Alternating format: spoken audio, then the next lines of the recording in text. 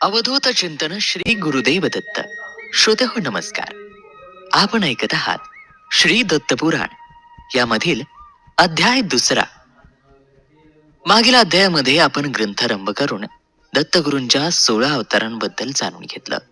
आज या अध्यायामध्ये गुरुचरित्र ग्रंथाबद्दल जे काही प्रश्न आपल्या मनामध्ये आहेत त्या सर्व प्रश्नांची उत्तरं तुम्हाला भेटून जातील. या अध्यायामध्ये अगदी गुरुचरित्राच्या पारायणापासून समाप्तीपर्यंतच्या सर्व प्रश्नांची उत्तरं आपल्याला प्राप्त होतील. चला तर या दिव्य अशा अध्यायाला श्रवण करूयात. पण तत्पूर्वी चॅनलवर नवीन असाल तर सबस्क्राईब अवश्य करा आणि हा अध्याय हे व्हिडिओ जास्तीत जास्त शेअर सुद्धा अवश्य करा. व्यासांनी आपल्या शिष्यांना पुढे कथा सांगायला सुरुवात केली. ते म्हणाले, श्री दत्तांच्या 16 अवतारांबद्दल मी तुम्हाला सांगितलेलं आहे. त्यांच्या 3 अवतारांचे विस्ताराने वर्णन श्री गुरुचरित्र या प्रासादिक ग्रंथात श्री नरसिंह सरस्वती या दत्त अवतारातील सिद्ध नामक एक प्रमुख शिष्य यांनी त्याच्या नामधारक नामक शिष्याला त्याच्या प्रश्नाचे उत्तर देताना केलेले आहे. या ग्रंथाचे पारायण अनेक भक्त नेमाने करतात. व्यासांचे हे वाक्य ऐकताच त्यांच्या शिष्यांच्या मनामध्ये अनेक प्रश्न निर्माण झाले, अनेक शंका उत्पन्न झाल्या आणि त्या प्रश्नांचे उत्तरे अर्थात त्या शंकांचे समाधान महर्षी व्यासांनी क्रमाक्रमाने केले. मग शिष्यांनी एक एक शंका विचारायला सुरुवात केली. पहिला प्रश्न केला की गुरुचरित्राचे पाठ हे मनामध्ये करावेत की मोठ्याने करावेत, याबाबत काही नियम आहेत का? त्यावर गुरुवरी म्हणाले की श्री गुरुचरित्राचा पाठ हा मोठ्यानेच करायला हवा, कारण त्यायोगे यातील मंत्रांचे स्पंदन वातावरणामध्ये निर्माण होऊन वातावरण शुद्ध, पवित्र आणि मंगलमय बनते. मात्र मोठ्याने वाचताना उच्चार शुद्ध हवेत हे तितकेच महत्वाचे आहे. पुढे प्रश्न केला की श्री गुरुचरित्राचे पारायण हे काही विशिष्ट दिवसांमध्येच पूर्ण करायला हवे का? जसे की उदाहरणार्थ 3, 7, 5 असा काही दंडक आहे का? आणि त्यामागील हेतू कोणता? हे पारायण त्यापेक्षा अधिक दिवसामध्ये संपवले तर चालणार नाही का? याच्या उत्तरादाखल व्यासांनी सांगितलं की श्री गुरुचरित्रासारख्या ग्रंथाची पारायणे ही सप्ताह पद्धतीनेच करण्याची एक पद्धत आहे. काही लोक 1 दिवस किंवा 3 दिवसही पारायण करतात, परंतु त्यामध्ये मनाची एकाग्रता साधणे कठीण होते, कारण जास्त वेळ बसल्यास शरीर थकून जाते. अर्थात एखाद्याला जर हे उत्तम प्रकारे आणि एकाग्रतेने किंवा 3 दिवसामध्येच करणे जर शक्य असेल तर त्याने तसे करायला हरकतही नाही.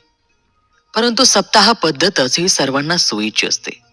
यासाठीच गुरुचरित्र सप्ताह असे म्हणायची एक पद्धत आहे. या योगे साधकाची बैठक तयार होते. एरवी देवापुढे 2.5-3 तास आपण कधीच बसत नाही, परंतु सप्ताहाच्या निमित्ताने हे करावेच लागते आणि त्या निमित्तानेच देवाचे सानिध्य लाभते. त्याच्या चिंतनामध्ये मनही शुद्ध होते.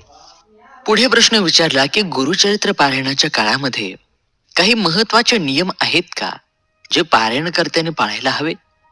त्यावर उत्तरादाखल व्यास म्हटले की नियम तर पुष्कळ आहेत, परंतु ते सर्वच पाळणे सर्वसामान्य साधकाला शक्य होत नसल्याने महत्वाचे जे नियम आहेत ते मी तुम्हाला सांगतो. यामधील पहिला म्हणजे संकल्प सोडल्याशिवाय पारायण सुरू करू नये. दुसरा, कुलदैवत, गुरु आणि माता पिता यांना वंदन करूनच पारायणाला सुरुवात करावी. सर्व वाचन सोहळ्यात करावे. औदुंबर वृक्षाखाली वाचन करणे जर शक्य असेल तर ते केल्याने अधिक प्रभावी होते. वाचन सुरू करण्यापूर्वी स्नानोत्तर भस्मलेपन करण्यास अजिबात विसरू नये.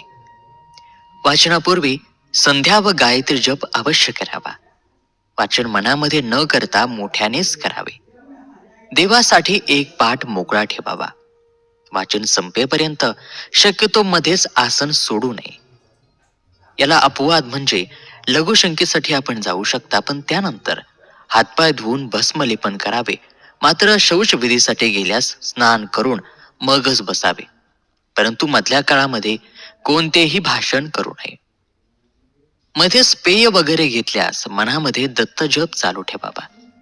रोजच्या ठराविक अध्यायांचे वाचन झाल्यावर पुढील अध्यायातील 5 ओव्या अवश्य वाचाव्यात. पारायण काळामध्ये देवापुढे अखंड नंददीप तेवत ठेवावा. मानसिक आणि शारीरिक ब्रह्मचर्य पाळावे. या काळामध्ये पलंगावर न झोपता जमिनीवर घोंगडे किंवा चटई टाकून झोपावे. वृद्धांनी गादीवर झोपले तरी चालेल. रोज रात्री करुणा त्रिपदी अवश्य म्हणावी. गुरुवारी पुढे म्हणाले की नियम तर पुष्कळ आहेत, परंतु एवढे नियम जरी पाळले तरी चालेल. त्यावर शिष्यांनी प्रश्न विचारला की वाचन चालू असताना मध्येच बोलले तर चालते का? दूध किंवा अन्य पेय घेतल्यास चालते का? गुरुवारी म्हणाले नाही. वाचन संपेपर्यंत मध्येच कोणाशीही बोलू नये.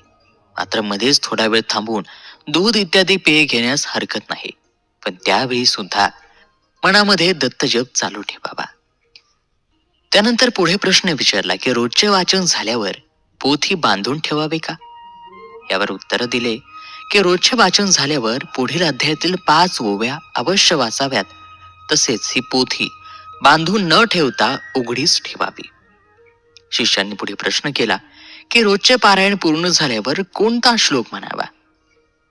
त्यावर गुरुवार यांनी उत्तर दिले की श्री गुरुचरित्र किंवा इतर कोणत्याही पोथीचे वाचन पूर्ण झाल्यावर हा पुढील श्लोक म्हणावा. तो श्लोक अशा प्रकारे आहे: यदक्षर पदभ्रष्टम मात्राहीनम च यद भवेत तत्सर्वं क्षम्यताम देव. हे प्रश्न विचारला की एका पायावरती उभे राहून या ग्रंथाची पारायण करावीत का? तेव्हा उत्तरादाखल गुरुवारी म्हणाले की अशा पद्धतीने पारायण करावे असा दंडक या ग्रंथामध्ये कोठेही नाही.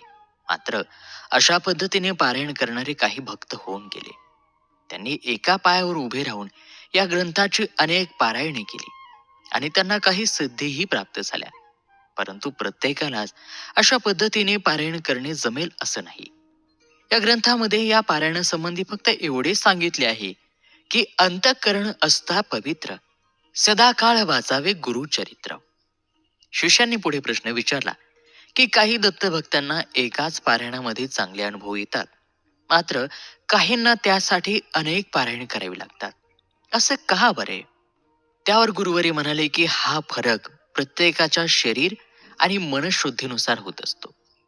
तुम्ही कोणता आहार घेता, कसले चिंतन करता, कुणाला बुडवता का, किती वेळ कशा पद्धतीने उपासना करता, या सर्व गोष्टी महत्वाच्या आहेत. साधकाने कधीही मांसाहार करू नये, दारू पिऊ नये, कुणाचे वाईट चिंतू नये, त्याने परान्न शक्यतो घेऊ नये, तसेच विटाळशीच्या हातचे कधीच खाऊ नये. गुरुकृपा होईपर्यंत किमान एवढे नियम कटाक्षाने पाळायला हवेत, कारण अन्नापासून मन बनते. साधकाने चोरी, परद्रव्य हरण, परस्त्रीवर पापी नजर इत्यादी गोष्टी कटाक्षाने टाळायला हव्यात. साधकाने साधकासारखेच राहावे आणि हे नियम केवळ पारायणापुरते न पाळता कायम पाळावेत. त्याने सतत दुसऱ्याचे भले चिंतन